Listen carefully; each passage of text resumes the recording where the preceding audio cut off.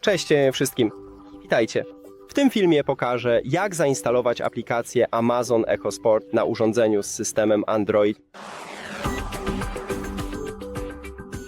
Najpierw podłącz głośnik do zasilania, a zobaczysz ten kod QR.